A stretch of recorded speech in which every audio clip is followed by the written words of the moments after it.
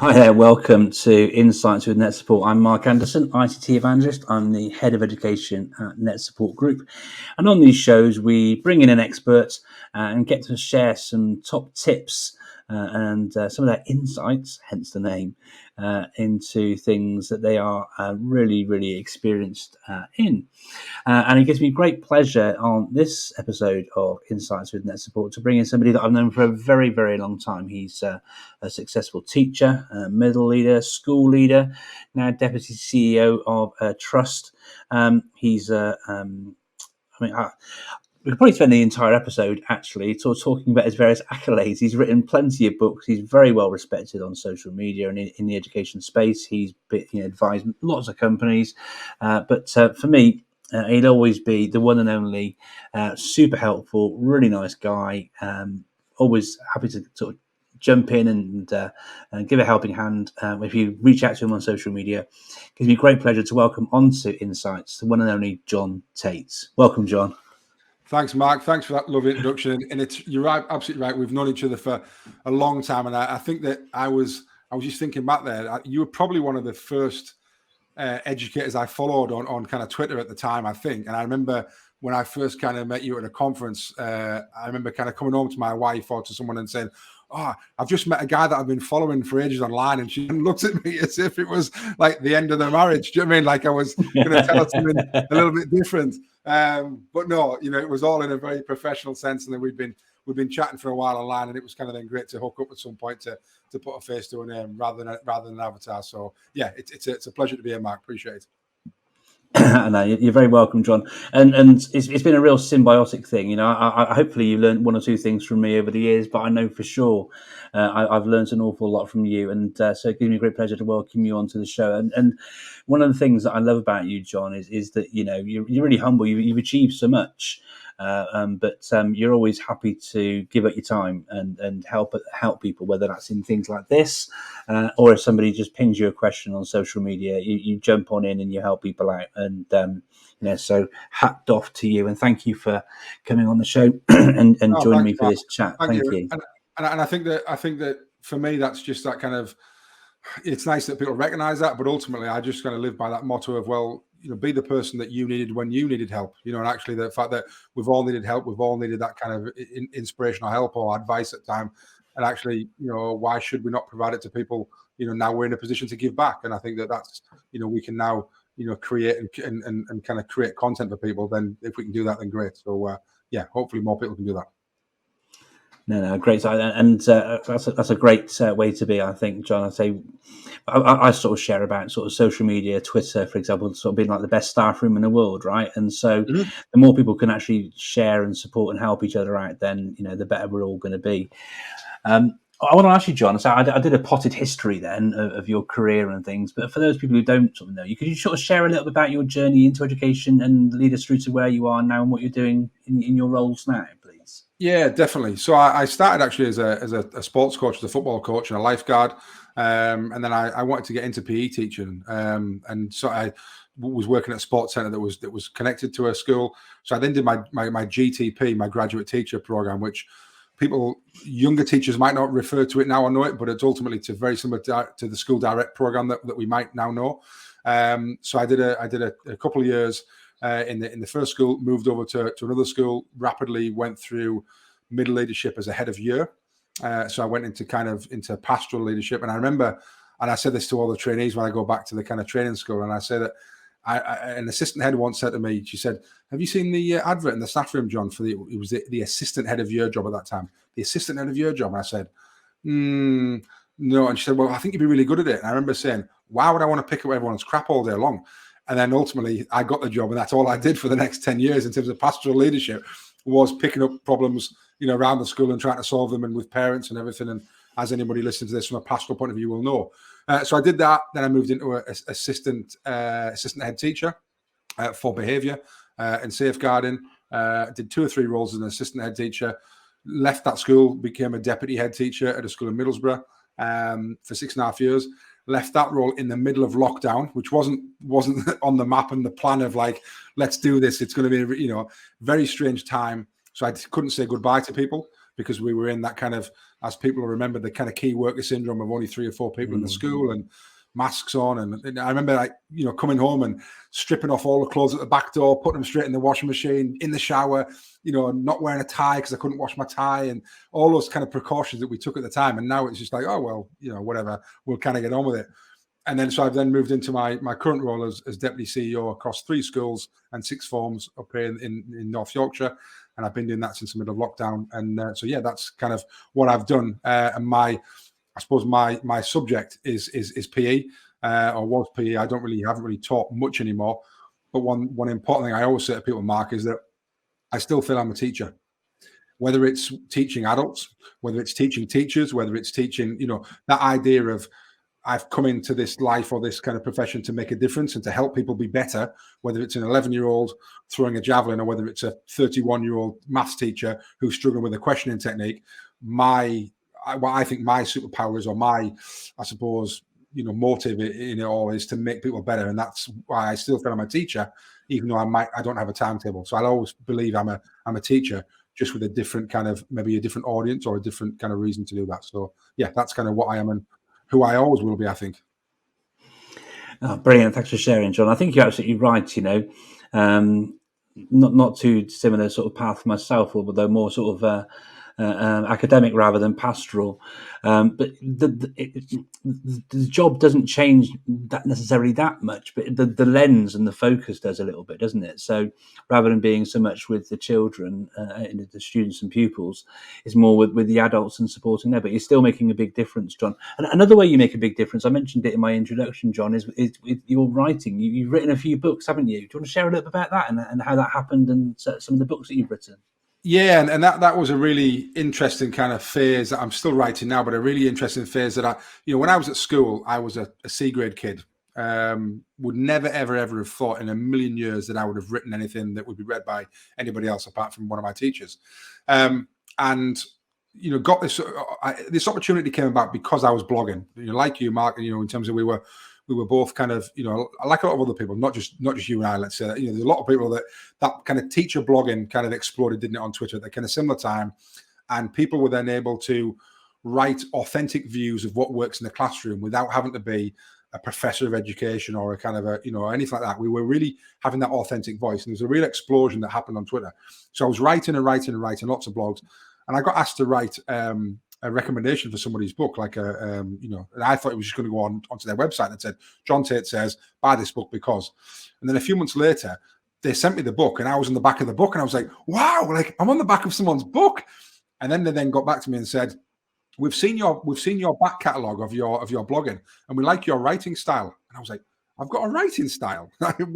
How's this worked from this C grade kid at GCSE that would have never had any dreams or aspirations or hopes of anybody reading anything that I'd written? And I said, oh, well, yeah, I'd love to write something.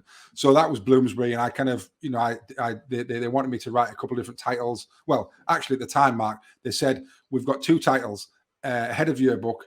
It was a senior leadership book and a classroom pedagogy book. So it was one of the 100 ideas books. Would you like to write one of these? And I said, I'd like to write both of them. And they're like, yeah, but we only give one contract out at a time. And I said, I know you probably do, but I'm telling you, I want to write both of them and I'm your man. So I negotiated to write both of them. And then I've written 2 or 3 more since where I've been able to kind of then go to them with an idea and say, I think I'd like to write this. And I think there's a need for it. So my writing, as you can see on the screen there, has kind of grown from, you know, blogging to 4 books to one of them being published in Spanish and all this kind of stuff and ideas for future books. So yeah, it's been brilliant. And I think that the message behind it all is it doesn't, and we hear it all the time, but we sometimes don't believe it, that the more you do something and the more you get better at it, you know, you can get to that stage where you can do whatever you want to a certain degree. And it's all been done because I wanted to write, I practiced, and I think reflecting on it, I then started to think about what my audience and my writing was. So, you know, who would my audience be? If my audience is a middle leader wanting to transition to senior leadership, well, what did I need at that time in my career? And not thinking about what Jon Tait wants to write, but thinking about what people need in their careers. And I think once you then get that right, you're then writing something that's going to be useful, not just something that I just want to write, because I can do that on a blog, you know? So, it's been a great process, and it's been a very cathartic process, I think. And it's let me sequentialize my ideas and kind of think about why have I done things and why have they worked and how have they worked and what would people need to know to implement it. So I think that's helped me process and reflect in my mind why it's worked, rather than just, oh, it's something I do that's worked. To then tell somebody brand new how to do it, you've then got to work out all those things in your head, which lets you evaluate it. So it's been really helpful for me as well as it's been for the people who read it.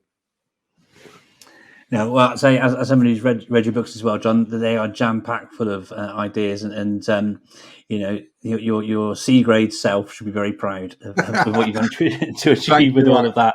Thank you. We've connected over a love of lots of things, actually, but mostly using technology for supporting both teaching, learning, and how you can be more effective in your role and all these sort of things. So I want to jump into some questions around that and get some insights from you on that sort of thing. Because, say, in your previous school, you were using Microsoft tools. In your trust now, you're using Google tools. Could you talk a bit about that and your approaches and some insights into that, please? Yeah, it was really interesting because we always used kind of Microsoft at my last place. So and I'd always only used Microsoft before then. So it was all I knew really in terms of, and it became I'm starting to get out of the habit now, but they became verbs in terms of I'm going to do a PowerPoint. And what I really meant was I was going to do a presentation, and a Word doc. And I didn't necessarily, so you fall into these things like I want to hoover the house, when actually how many people have a Hoover anymore and how many people have a Dyson or something different. And I fell into that kind of, well, like a lot of us do. You only know what you know. And I did some work for not work, but I was one of the Microsoft Innovative Educators, so I did some stuff for them and help promote the various aspects.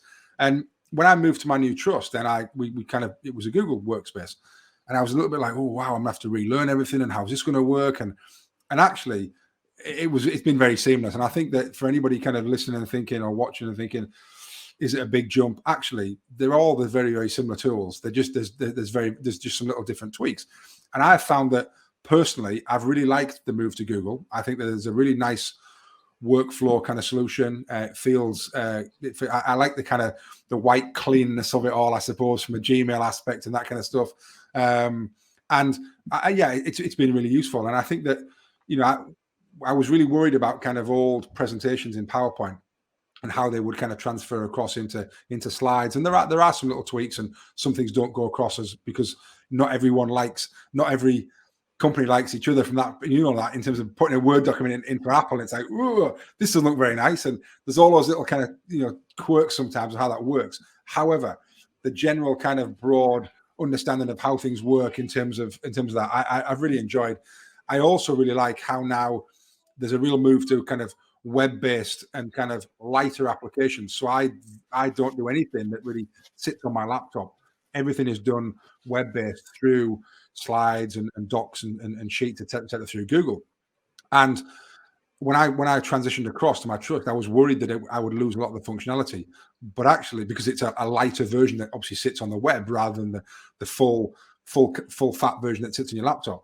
But then how many of us actually use anywhere near the level of features that sit within Excel or Word? For most people, probably, and sorry if I'm doing anybody a disservice here, but for most people who are watching this, probably go into a Word document or a Google Doc and change the font size and underline things and put a couple of tables in, and that's about it. You're not doing a huge amount of formatting that is allowed in the kind of the full fat versions. So moving to an online kind of version of that has been fantastic. It's been allowed me to access it on my phone, on my iPad, on my laptop. And I know Microsoft have moved, through Office.com and all that kind of stuff. But I think that general movement towards a lighter version online, whether it's been in Microsoft or Google, has been a great way forward for us as consumers in that, because it's made it a lot more accessible without the need of doing all those extra things that nobody really used in there. And I don't know what your take on that is, Max. I know you use a variety of different kind of platforms across the work you do, but certainly my opinion has been that it's been great. No, I mean, you raised some really interesting points there. My old adage about it ain't so much what you do as the way that you do it, that banana thing, right? Yeah. And like you said, to be fair, most of the things you might want to do, and the same is true with Numbers, Keynote, and Pages, really, to a pretty large extent, in the Apple ecosystem. And like you say, John, the the full fat versions, as you called them. I call them full fat versions as well, right? But you know, even in sheets, comparing sheets in Excel, and I love my Excel, right? But even things like your conditional formatting, some of your more meaty formula, your H and B lookups, and those sort of things, you can still do all of that stuff in sheets. You can do your analysis and all the rest of it. So, I say the people who are going to want to get in and get really deep and code in Visual Basic, and again, you can still code in sheets as well. So, I don't think that side of things is too important. And I think you drew a really interesting and important distinction there, because people do get tied into ecosystems. With my computing teacher hat on for a second, actually, it's really important that kids don't get tied into that ecosystem. In a broad and balanced computing curriculum, what children should be knowing is how to use a word processor and a spreadsheet or a presentation piece of software. So if they're confronted with, Tait tech in 20 years' time or whatever, Tait slides or whatever, then they've got those skills. And like you said, that transition from Microsoft into Google wasn't that difficult because you already knew how to use that particular type of software. And so I think that's that's the key and what's important, John. I totally agree. I taught a little bit of computer science at my last school for a while. This idea that, John talks about technology, you can teach computer science. I was like, hang on a second, it's a little bit different, this. Anyway, so I taught year 7 and year 8 for a little while. And I was really struck by how like exactly like you said there, Mike, we need to give kids the skills to understand industry standard software, whether that's Google, whether that's Microsoft, whatever it is, and to be able then to navigate between both on broad principles. And people outside education don't believe this. Like, I tell them this and they go, no, I don't believe it. I'm like, I'm telling you now, it is true. Kids of today generally have no idea how to navigate an inbox, right? They are masters at communication in terms of different apps and Snapchat and then Instagram and everything else and DMs, yada, yada. Ask them to then look at actually like reply to all and inbox management and that zero idea of even how to kind of reply to stuff. And that's what really kind of scared me, because you then look at what their diet has been maybe at primary school, and they haven't used laptops and inbox, etc. They've used maybe iPads and they've been dragging and dropping. And how do they communicate at home? Well, they communicate via Xbox Live and via DMs and all this kind of stuff. And people outside go, yeah, but they obviously not email. And you're like, no, trust me, they struggle with email because it's a different beast, And yeah, I found that really interesting that to see that firsthand, and then to kind of to see kids that had like 450, 100 emails and no idea where things were or how to kind of reply to all of this or add an attachment or the general basics that you would assume that our digital natives have. They're actually very digitally native at other skills rather than the kind of normal desktop, whether it's Office, whether it's Gmail, doesn't matter what it is. The general desktop applications I find has been strikingly missed. And I wonder whether the computer science movement almost needed to be brought back a little bit, and a little bit more of IT movement as well, because there's a huge gap of IT skills that these kids have now lost, because when we were growing up, we all probably had a desktop or a laptop available at home. Now you speak to kids and you say, what's your diet of IT at home? They've all got a console and they've got a digital device. How many of them actually got access to an actual computer or a laptop where you do these things? That's very different. I think there's an interesting gap there that the curriculum has missed somehow by moving to coding and the computer science has missed some of the IT skills. So it's an interesting kind of complex situation we've got, isn't it? No, it absolutely is. So we could go down a whole rabbit hole now. I mean, I don't know if you read the Blunkett report last week about from Labour about the skills market and the research there and the need for more digital skills in the curriculum and so forth and so on. But there is a deficit there. We see the deficit actually, though. Bringing it back onto our next question. Mm-hmm. We do see the deficit to a certain extent, though, in our teachers and leaders, actually, because many of them don't actually have. We've got a tranche, in my experience, of sort of 20-ish, 30-ish sort of year olds, early 30s maybe, who did get a good whack of the the ICT curriculum and what have you. But those sort of things weren't around for some of our older colleagues, and so making the sort of best use of software so that it can support your everyday activities and say, managing your inbox and so forth and so on isn't necessarily always something which is high on their sort of confidence and, let's call it, competence sort of levels as well, John. So I want to ask you for the next question, right? Because I know productivity is a big thing of yours. How I mean, you can talk about Microsoft and Google, or Microsoft or Google, and I know you're a fan of using all three kind of platforms anyway with your sort of day-to-day work. But could you share some insights in how you manage and maintain to be as productive as you are using the tools that you got access to? Yeah, definitely, and I think that this comes with a kind of a starting point that I wasn't always. I mean, I've always been interested in technology, but it's interesting that when I was in my first senior leadership positions, I still had a paper file of fax, so I wasn't always like fully digital from day one. I like to file a fax. I like to write things down, and I kind of thought that was the way forward. And then I kind of slowly kind of got, I think, probably shamed and bullied into it in terms of, you talk about technology and you still use the file of fax. And I was like, yeah, maybe I need to look for a digital kind of version. So I kind of started using, at the time, and it no longer exists now, but I was using something called Wunderlist.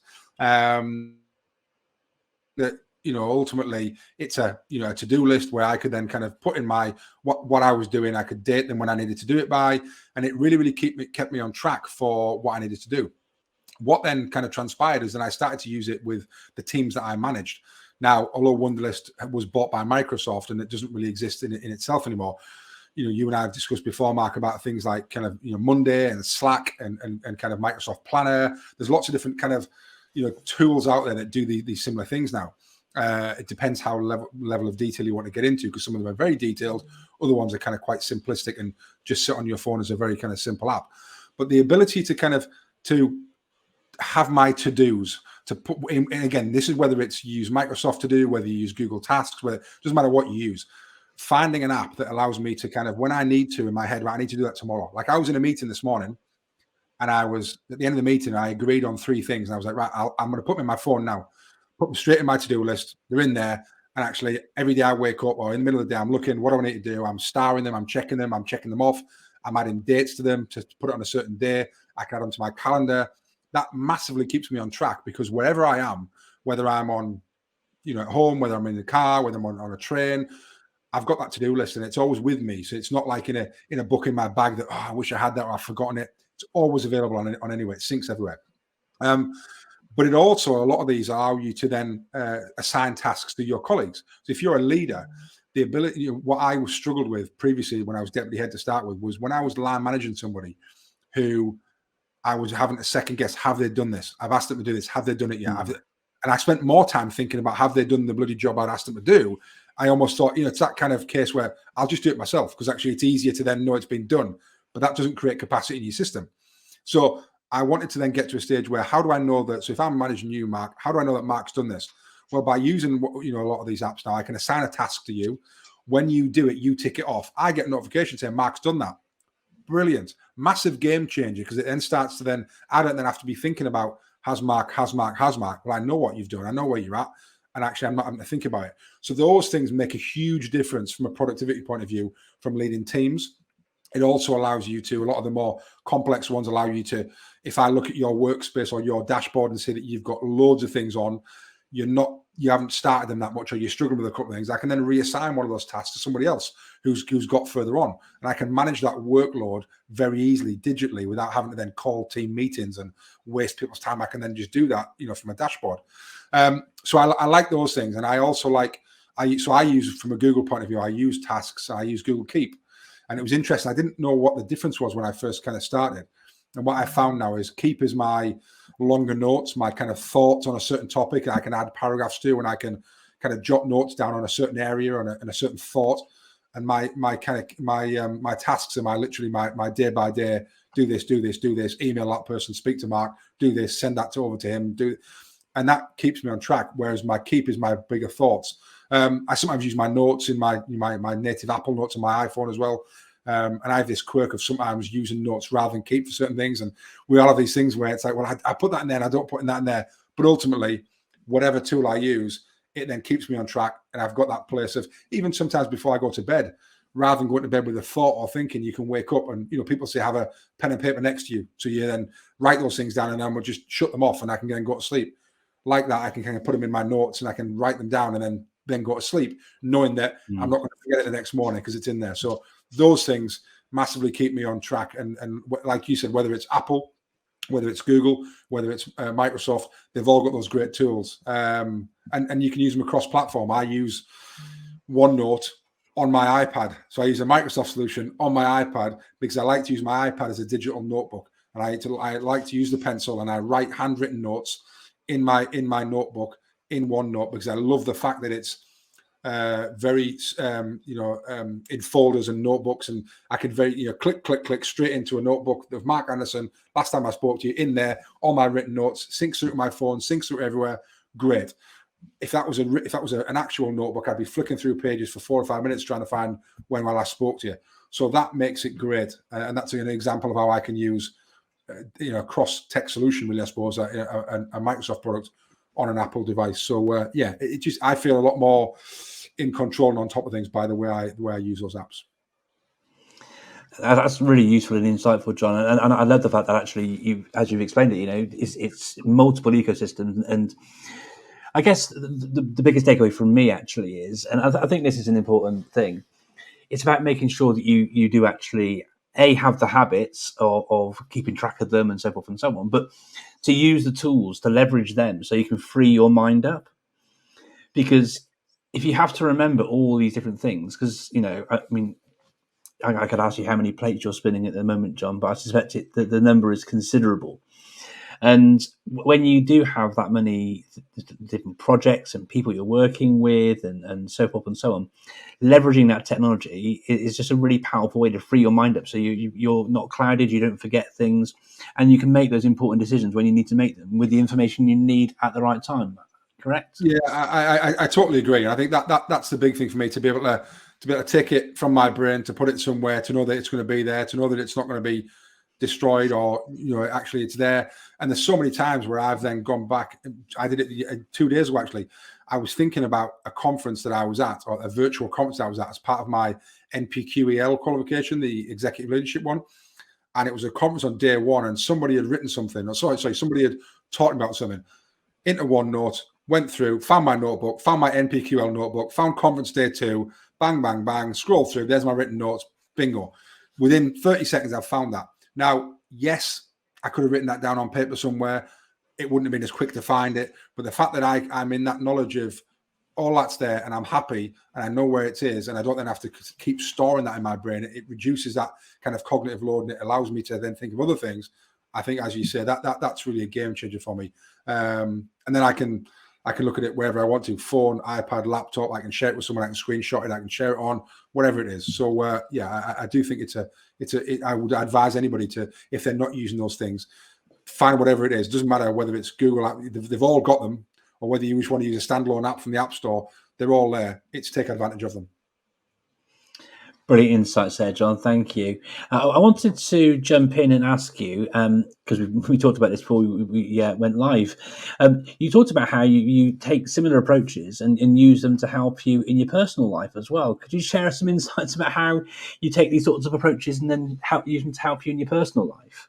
Yeah, I think it's exactly the same. Just using those kind of to-do apps, and you can have multiple boards on most of them. So you can have a personal one which has got maybe your shopping list, or your thoughts about where you were going to go on holiday, or whatever But that same approach of keeping track of things and actually things that you need to do that you can kind of date. You can have a personal one, you can have a professional board, you can have 2 different apps if you want to.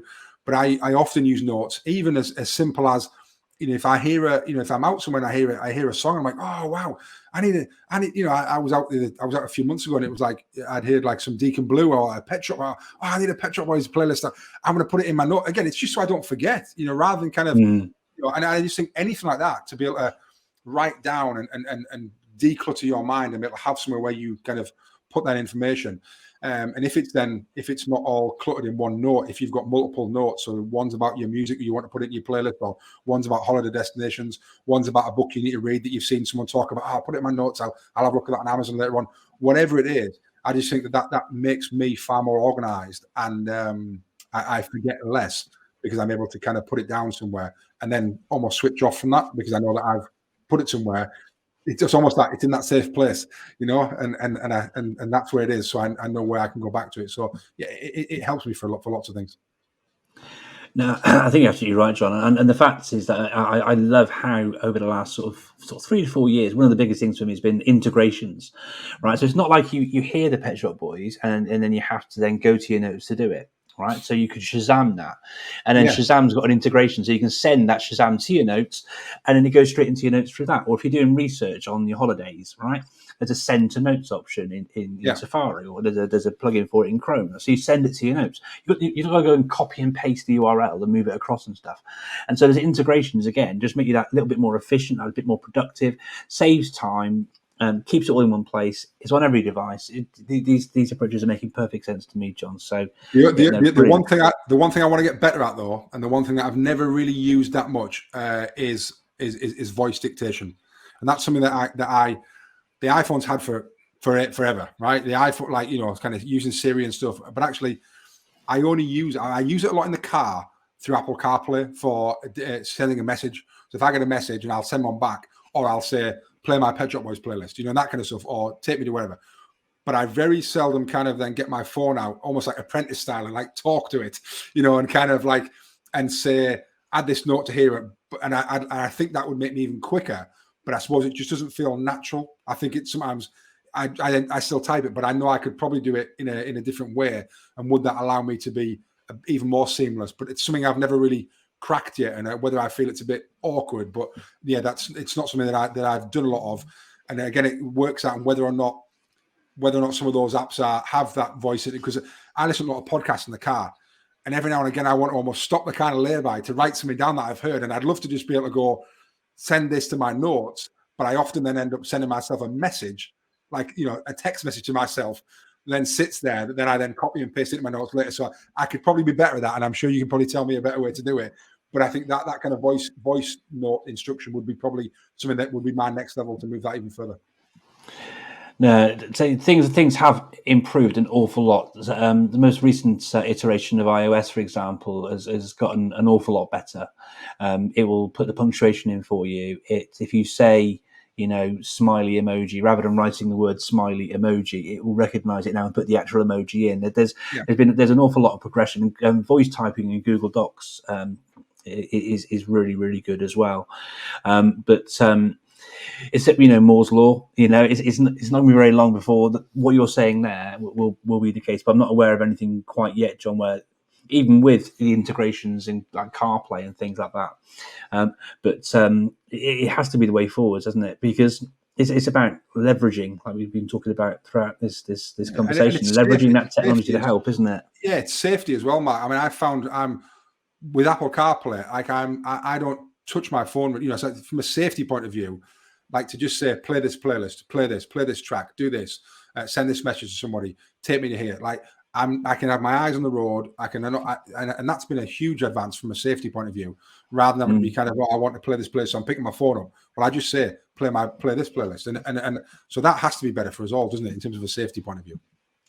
Yeah, although don't try saying navigate to where the streets have no name, because that's just like getting the navigation and your playlist all mixed up there, isn't it? There. Yeah. For those of you too young to know what we're talking about, of course, that's the original song by U2, covered by the Pet Shop Boys, which I'm sure features somewhere on John's Pet Shop Boys playlist. Absolutely does. There, John, yeah, sorry. Perfect segue there. Look. You talked about productivity and how it can help leaders. But productivity is obviously really important for students, and you're a teacher, obviously, first and foremost. And I know that you're working on a new book, just to drop it in there a bit of insider info. You're working on a new book about study skills. So I thought for one of our sort of final insights, John, could you sort of share a bit about how students can leverage technology in helping them with their study? And with or without technology, actually, some things that, because technology isn't always the right option, obviously. Talk a bit about study and how students can be a bit more productive, John, please. Yeah, definitely. And I think that certainly, technology has a kind of a major part in it. And my son's just gone off to university, and we kind of got him an iPad before I went, and we talked through using OneNote and using the pencil, and he screenshots a lot and shows me how it's been really useful. So I think there's lots of ways that we can use technology to be very, very useful now. And all the things we've just mentioned, actually, all those productivity apps can be just as useful, if not more, for our students as well. And it's about employing the same understanding of kind of being able to take it out of your brain, put it on in an app somewhere, being able to date it, when it's going to be, being able to assign and prioritize things. All those things are super, super useful. Certainly the further you go up through school, whether it's GCSE, A level, and degree level. So that's one thing. The other side of it is that I'm really interested with it is talking to parents and students about the perfect learning environment that they can use at home, because we often spend lots of time talking about content with students, and all the stuff happens in school between like 9 and 3. But we know that, unfortunately, we teach generally teach kids the same in our classrooms. Yet our disadvantaged kids go home to a different environment sometimes and don't achieve as well. So something's got to be happening between kind of 3 o'clock and 9 o'clock the next morning. And actually, lots of our advantaged kids might employ tutors, or they've got parents who might have a better understanding, or those type of things. So we've got to bridge that gap somehow. And I'm really kind of keen to make sure that parents don't need to know Shakespeare. They don't need to be a master at physics to be able to help at home. And those things that can be free of charge, in terms of removing the mobile phone from the room for 20 minutes while they're doing the study. Because you and I both know, we were talking off air about the distractions that those mobile phones have. And any parents listening to this will know that, you only need to spend 2 or 3 minutes with a teenager, and that phone will vibrate at least once, if not probably 20 times in that 2 or 3 minutes. So if they're allegedly studying in that bedroom, I say allegedly, because if that mobile phone's in there, they ain't going to be studying, or they might appear to be studying, but their concentration is going to be constantly broken, and their rhythm is going to be shattered every few seconds. And I was just reading a book, and we were talking about it before, by Johan Hari, Stolen Focus. I was reading it over half term about the mental cost of switching between tasks that we feel is good because it's multitasking. But when you're at work, whether it's an adult or a kid, if you're constantly checking email or your phone's going, it doesn't have to be a lot. The cost of switching tasks, and that is huge on your focus, your ability to be accurate, your errors, all those type of things. And so removing the mobile phone, so actually say to parents, you can do a huge amount by timing the activity that the kids are going to do for 20 minutes, and that kind of Pomodoro idea of the kitchen clock timer of 20 minutes, that's it. Take the mobile phone out of the room for 20 minutes. Make sure they've got everything to hand before they start. I mean, it sounds basic, but how many kids start and then have to get up 2 minutes in because they don't have a protractor, or they don't have a calculator, or they need to go to the toilet, or they want a drink? Now, some of that, as you and I will know as parents, Mark, is distraction techniques. It's, I don't want to do it, so I need the toilet, or I need a drink. But actually, some of it is actually, I do need a drink, or I need the toilet. Well, actually, if we get all those distractions done before we start, and as a parent, you can say, have you got everything in front of you? What do you need? Right, you need your calculator, you need a pen, you need a green pen. I'm going to get you a drink, I'll get you a biscuit. I'll take your phone now for 20 minutes, solid focus on that task. And then in 20 minutes, I'll give you your phone back, and you can check your notifications to your heart's content for 4 or 5 minutes if you want to. But actually, by the phone being in the room, because some people say to me, well, I'll put it on silent then. Is that going to be good enough? Well, again, Matt, you and I both know, having our phones in our pockets all day, how many times do we check our phone? No notification's gone off, but you check it. Oh, I'm just going to check whether or not. And there's this addiction almost of your phone calling your name. Mark, check me. If that phone's in that room within arm's reach, that is happening constantly. And we need not to be naive enough to think that that's going to be happening. So it's about removing the phone, getting everything ready, making sure you time it. Is there a flat desk? Making sure it's well lit, yada, yada, all these things, simple things. But actually, sometimes the parent just goes, well, I don't know how to help because I don't know Shakespeare. And what they're doing, well, they're in their room revising. Are they really? And are they doing it properly? So there's a huge difference between, as you said, the banana island principle. It's not what you do, it's the way you do it. You can study really effectively at home in an amazing environment, and you can also do it very, very poorly in an environment with lots of distractions, telly on, mobile phone going, not on a flat desk, on your knee, things like on a sofa. The research says that we need to be studying in an area that our brain is not associated with relaxation. So the criminal offence here is kids who lie down on their bed and do studying or sit on the sofa. Your body and mind is being tricked into a relaxation mode because that's where you go to relax. All right. So if you're then trying to study there, it doesn't work.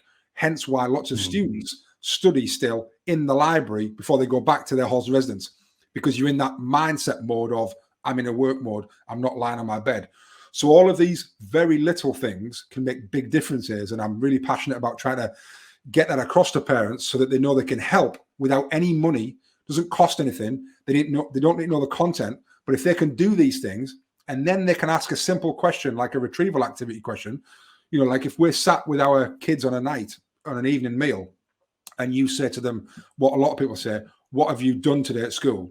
And that word done, you get like a crap answer. You get, we did maths, we did PE, not much. Because you said, what did you do? You change that one word and you say, what did you learn today? Completely different question. You suddenly are into a retrieval question with those kids, and the kids are going, all right, well, in maths we did, and that's what you want. You don't want, we did maths, we did PE, I had this for lunch. What did you learn today? One word difference can make a huge difference to that. And then the kids don't know they're in a retrieval question, but you know it, and you're helping them to retrieve all the time.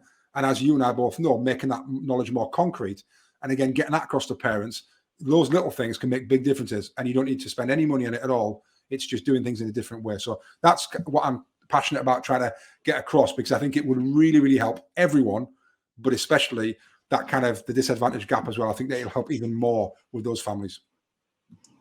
Oh, brilliant, John. Thank you very much for those insights. And I love that final one there. Again, the simple flip, because, and I get it myself with my own children, but it turns it from being did this, to actually, what did you learn?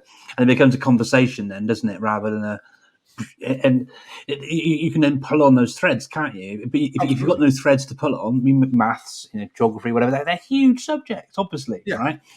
If they've mentioned groins or fractions or whatever it is they're actually talking about, you can pull on that, and as I say, it just helps to reinforce that and flatten out the forgetting curve, that the whole 9 yards, doesn't it? So brilliant insights, John. Tell me, when's this book going to be coming out? I'm sure that teachers and parents would be very keen to get their hands on it. I'm just I'm in the very, very first process of putting a proposal together of what it might look like at the moment. So I'm kind of hoping it's going to get past that first hurdle. These things take a long time in terms of, this you've written one, do you know what I mean? In terms of the fact that they take a long time to kind of write and then be published and be printed and that kind of stuff. So it's probably not going to be until at some point later on next year. But I'm hoping it kind of gets, it moves forward at a rate of knots. And I want it to be not a book that you have to read from start to finish. I want it to be like a cookbook. I want to dive into it and go, right, I want to, that's a great strategy. One page, one strategy. Here's what it looks like. I can do that tomorrow. Great. Different sections. That's what I'm kind of after. So hopefully be really accessible for people, just like a cookbook is. I want to make this tonight. But let's look through, make it, have a look at it, do it, done. Not having to then, because this is the problem, isn't it? That actually a lot of the parents I'm going to be targeting aren't going to be necessarily wanting to read a book from start to finish, and maybe not have the literacy skills as well. So I wanted to make it super accessible to everyone, that you don't then have to be able to read from start to finish, because we know that that's very difficult for all of us to have time to do that. Brilliant stuff, John. Well, thank you very much for taking the time to join me on our Insights conversation, and I hope you enjoyed it too. John, I've been putting across the bottom your Twitter handle. If people do want to follow you or find out more about what it is that you do, obviously, they can follow you at Team Tait. Where else can they find you, John? You can find me on the usual channels in terms of LinkedIn. I think I'm there on Jon Tait. You can find me there. You can find me on YouTube. I put lots of on there. If you're just interested in my books, they're published by Bloomsbury, but I mean, like many people, search me in Amazon, you'll find me pretty quickly in terms of my books. So that's the best place to go to. And and if you ever want to reach out and ask anything like Mark said, then feel free to. Always happy to help if I can. Brilliant stuff. Well, look, thank you very much for taking the time to join me. I really appreciate it. And now that the pandemic is hopefully right out of the way, look forward to seeing you in real life, if not at Bets in March next year. Can't believe it's coming around so quickly again, John. But thanks for taking the time to share your insights. It's been really worthwhile and useful, and great to have the chance to have a catch up and a bit of a chat with you as well, John. Thank you ever so much. Thanks. Thanks, Mark. Great to speak to you again.